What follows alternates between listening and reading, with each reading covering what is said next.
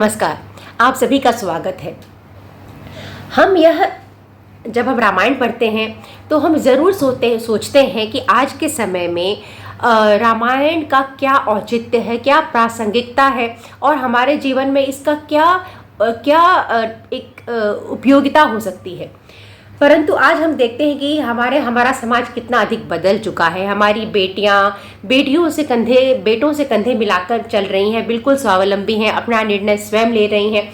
परंतु बावजूद इसके जो रिश्ते हैं वो बिगड़ते जा रहे हैं, चाहे वो पति पत्नी का रिश्ता हो, चाहे भाई भाई का रिश्ता हो। अधिकतर जो हम देख रहे हैं कि पति पत्नी के रिश्तों में बहुत अधिक दरार आ रहा है और जो टकराव की स्थिति है उससे क्या है कि घर परिवार में अशांति का माहौल बना रहता है। जब हम यह पाते हैं कि हम अपने बच्चों को यह सिखाते हैं कि वह संसार में कैसे सफल हों, परंतु दूसरी तरफ उन्हें संस्कारों के बीज उनमें नहीं बोते, तब हमें पता चलता है कि स्थिति कितना भयंकर रूप ले सकती है।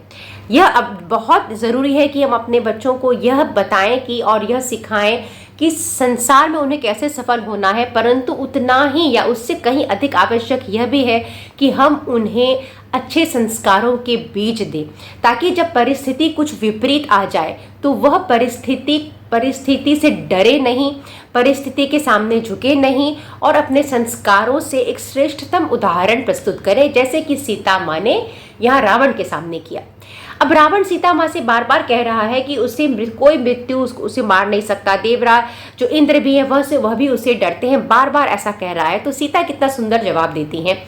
सीता उन्हें कहती हैं कि हे रावण, तुम बार बार मुझसे ऐसी बातें कर रहे हो, अपने वीरता दिखा रहे हो, अपना धन ऐश्वर्य दिखा रहे हो, परंतु यह याद रखो कि तुमने मेरा हरण मेरे पति के सामने आकर नहीं किया। तुमने मेरा हरण अकेले में किया, परोक्ष में किया, मेरे पति और देवर को दूर ले जाके तब मेरा हरण किया, और तुम मेरे सामने अपनी वीरता की डींगे राख रहे हो। तुम उस राम के सामने जीवित बचोगे और इसी डर से तुमने तो मेरा हरण अकेले आके किया। तो सीता जो है वह उस रावण के सामने खड़ी है जिससे तीनों लोग थर-थर कांपता है, और वह रावण के साथ रावण के महल में रावण के सहायकों के बीच खड़ी है। तब इतने एक विश्वास के साथ उत्तर दे रही हैं, नज़र मिलाकर रावण से। रावण उन्हें बार बार प्रेम प्रस्ताव दे रहा है। हमें यहाँ यह भी ध्यान देने की ज़रूरत है कि सीता बेटी किसकी है। वह राजा जनक की बेटी है। वह राजा जनक एक शक्तिशाली राजा होने के साथ साथ एक बहुत शक्तिशाली योगी भी थे। वह गृहस्थ में रहने के बावजूद योग साधना में संपन्न थे। वह कह सकते हैं कि एक ऐसे योगी थे जो राजा भी थे, या एक ऐसे राजा थे जो योगी भी थे। और इन खूबसूरत संस्कारों के बीज उन्होंने अपनी पुत्रियों में भी दिए, जिस कारण रामायण में हम देखते हैं कि हम बातें करते हैं संस्कारों की। रामायण क्या है कि एक संस्कारों का आदर्श है जो हमें यह सिखाता है कि हमें अपने जीवन में क्या करना चाहिए। राम लक्ष्मण भरत शत्रुघ्न के बारे में तो हम पढ़ते हैं, हम दशरथ के बारे में पढ़ते हैं, परंतु क्या हमें यह जानना चाहिए कि रामायण को सफल बनाने में जितनी भूमिका इन चार भाइयों की है, उतनी ही उनके पीछे एक सपोर्ट सिस्टम बनके खड़ी उनकी पत्नियों की भी है। चाहे वह सीता जी हो, चाहे वह उर्मिला जी हो, चाहे वह श्रुतकीर्ति हो, चाहे फिर वह मांडवी हो। एक बहुत ही खूबसूरत चरित्र यहाँ प्रस्तुत किया गया है जो कि रामायण को एक सफल बनाता है।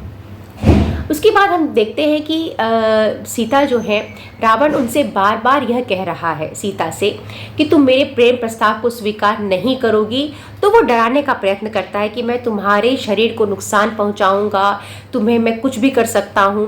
तो इस पर सीता जो माता है वह रावण से कहती हैं कि मुझे कोई मृत्यु का डर नहीं है रावण, तुम मुझे मृत्यु से डरा सकते हो, परंतु जब मुझे मृत्यु का ही डर नहीं है तो तुम मुझे कैसे डराओगे। तुम मेरे शरीर को बांध सकते हो, तुम मेरे शरीर को काट सकते हो, तुम कुछ भी कर सकते हो, परंतु मुझे इस जीवन के खत्म हो जाने के डर से डरा नहीं सकते, क्योंकि मैं इन चीज़ों से ऊपर उठ चुकी हूँ। तुम मुझे शरीर से डरा रहे हो तो यह सुन लो कि यह जीवन से डरा रहे हो। ऐसा जीवन तुम्हारे साथ यहाँ पर, ऐसा जीवन मुझे स्वयं नहीं चाहिए। और तुम यह जान लो कि मेरे मन में राम के अलावा कहीं कोई दूसरा पुरुष नहीं हो सकता।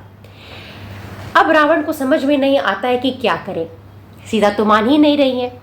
वह फिर उन्हें डराता है, कि उन्हें मृत्यु से डराता है, और वह उन्हें 1 वर्ष की अवधि देता है और कहता है कि इस 1 साल में तुम स्वयं से सीता मेरे प्रेम प्रस्ताव को स्वीकार करो, अन्यथा कुछ भी हो सकता है, मैं कुछ भी कर सकता हूँ। उन्हें बहुत डराता है रावण अलग अलग तरीके से सीता माता को।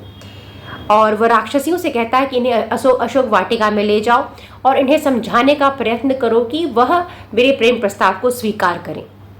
अब जो सीता हैं उन्हें अशोक वाटिका में ले जाया जाता है। सीता वहाँ, ये तो है कि उन्हें वहाँ ये लगता है कि रावण के पास है, वो चिंतित होती हैं, परंतु फिर भी वह बाहर से बिल्कुल नहीं दिखाती। भय सबको होता है, परंतु उस भय को जीतना पड़ता है। यह हमें बताता है, मैं सीता के संस्कार बताता है यह कहानी, कि एक पतिव्रता नारी के संस्कार क्या हो सकते हैं। सीता रावण से कहती है कि चाहे कुछ भी हो जाए रावण, पर तुम यह मान लो कि मैं इस लोक में ऐसा कार्य नहीं करूँगी, कभी नहीं करूँगी जो कि समाज के लिए ठीक नहीं है, जो कि मेरे कुल के लिए ठीक नहीं है, जो मुझ पर कलंक लगाता हो, ऐसा कार्य मैं कभी कोई नहीं करने वाली हूँ। तो मुझे तुम किसी भी प्रकार से डरा नहीं सकते हो। अब सीता माता क्या करती हैं, वह दुख से भोजन ग्रहण करना छोड़ देती हैं। इधर जो देवता हैं, विष्णु, ब्रह्मा जी, वह बोलते हैं कि वो देख रहे होते हैं यह सब, और सीता की परेशानी को देख रहे होते हैं। वो इंद्र से कहते हैं, इंद्र कि सीता ने तो एक महिला के रूप में जन्म लिया है, अगर वह भोजन नहीं करेंगी तो उनकी मृत्यु हो जाएगी, उनका शरीर को त्यागना पड़ेगा उन्हें शरीर। तो तुम ऐसा करो कि तुम उनके पास जाओ, निद्रा देवी को लेके जाओ, क्योंकि प्लानिंग जो है वो देवता भी वैसे ही करते हैं। तो इंद्र निद्रा देवी को लेके जाते हैं अशोक वाटिका में, और निद्रा देवी क्या करती है कि वहाँ सारे राक्षसियों को निद्रा में डाल देती हैं, और वह सीता के सामने कहते हैं कि वह देवता इंद्र हैं, देव इंद्र हैं, और उनके लिए हविष्य लाए हैं, एक ऐसा भोजन जिन्हें खाकर सीता को कभी भूख नहीं लगेगा, प्यास नहीं लगेगा। परंतु सीता माता भी आसानी से मानने वाली नहीं है, उन्हें वो भी अलर्ट है, उन्हें डर लगता है कि यह कोई और रूप में न हो। वह कहती हैं कि यदि आप इंद्र हैं तो मैं कैसे मान जाऊं कि आप ही इंद्र हैं, आपको तो कुछ प्रस्तुत करना पड़ेगा। तो इंद्र भगवान क्या करते हैं कि वह पृथ्वी से ऊपर उठ के दिखाते हैं, और सीता देखती है कि उनके शरीर में कुछ भी गंदगी नहीं लग रहा, उनके पुष्प जो है वो कुम्हाते नहीं हैं। तो सीता माता समझ जाती हैं कि यह देवराज इंद्र ही हैं, और तब वह प्रसाद जो खीर होता है उन्हें ग्रहण करती हैं और कहती हैं कि यदि मेरे पति और देवर जीवित हों तो मैं यह उन्हें समर्पित करती हूँ। और ऐसा कहकर वह उस खीर को ग्रहण करती हैं और धन्यवाद देती हैं देवता इंद्र को। इंद्र उन्हें आश्वासन देते हैं कि तुम्हारे पति तुम्हें लेने के लिए यहाँ अवश्य आएंगे, तुम चिंता मत करो, हम सब इसके पीछे लगे हुए हैं। वह बताते हैं सीता को, और तब सीता जो है वो खीर को ग्रहण करती है। इसके बाद ही कहानी क्या होगी, इसके बाद हम यह देखेंगे कि एक राम का अलग रूप देखेंगे कि जब राम देखते हैं कि सीता का हरण हो गया है, उन्हें यह पता नहीं होता कि सीता का हरण हो गया है, क्या उनकी मृत्यु हो गई है, कि क्या हुआ। परंतु वह जब पाते हैं कि सीता नहीं है तो वह किस प्रकार एक प्रेमी के रूप में नज़र आएंगे, एक वियोगी के रूप में नज़र आएंगे, यह हम अपने अगले वीडियो में आपको मैं उस राम के उस प्रेमी चरित्र के बारे में बताऊंगी। मुझे सुनने के लिए बहुत बहुत धन्यवाद।